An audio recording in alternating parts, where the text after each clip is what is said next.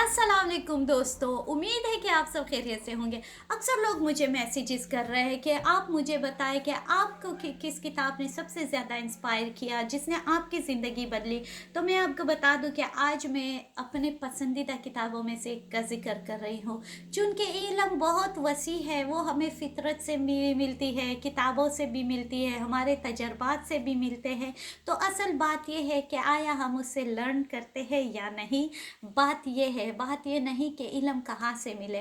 खैर आज मैंने कहा कि जिस किताब ने मेरी ज़िंदगी बदली और उसमें मुझे 3 टेक अवेज़ दिए ज़िंदगी का, वो है खलील जिब्रान का अल नबी। अल नबी जो है बेसिकली एक नसरी नज़म पर मबनी एक छोटा सा बुकलेट है, जिसको आप 2 घंटों में पढ़ सकते हैं। मगर मेरा जो तजवीज़ है वो ये है कि आप लोग इसको ज़्यादा जो है टाइम दे और बहुत ज़्यादा दानाई हासिल करें।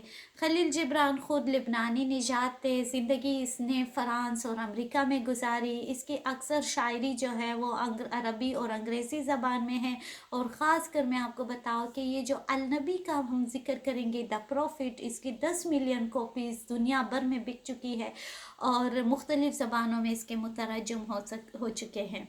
इस किताब का आगाज़ एक दाना की ज़िंदगी से होता है जो पैगम्बरी के दर्जात पे पहुंच जाता है। वो एक इलाके में 12 साल पैगम्बरी के दर्जात हासिल करने के लिए ज़िंदगी गुजारता है, और जब फैसला करता है कि वो अपने इलाके वापस जाए, तो जिस इलाके में वो 12 साल गुजारता है वहाँ के लोग इकट्ठे होते हैं और इससे मुख्तलिफ़ सवालात करते हैं, जिसके मौज़ूआत जो है वो ज़िंदगी, मौत, खुशी, बच्चे, गम, ख़ानदान, ताल्लुक़, इन चीज़ों के गिर्द घूमती हैं।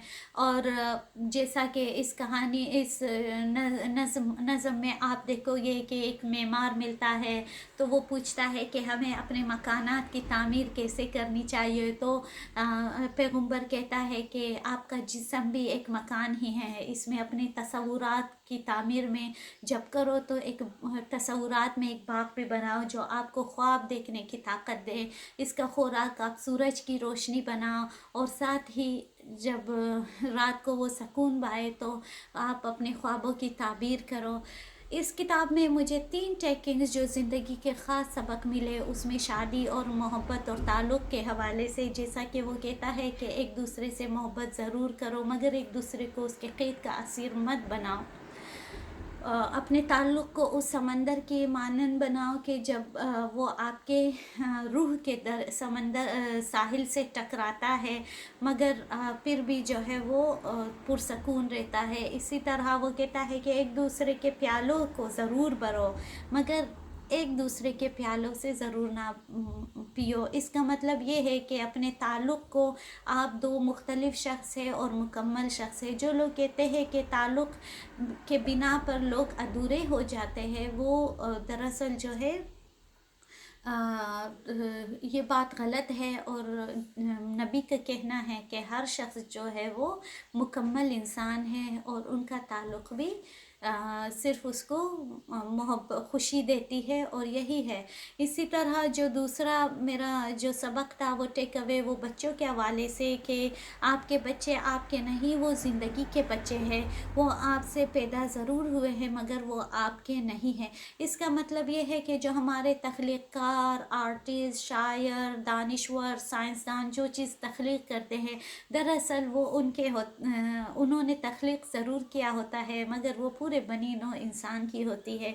वो सिर्फ़ उनका इंडिविजुअल नहीं होता।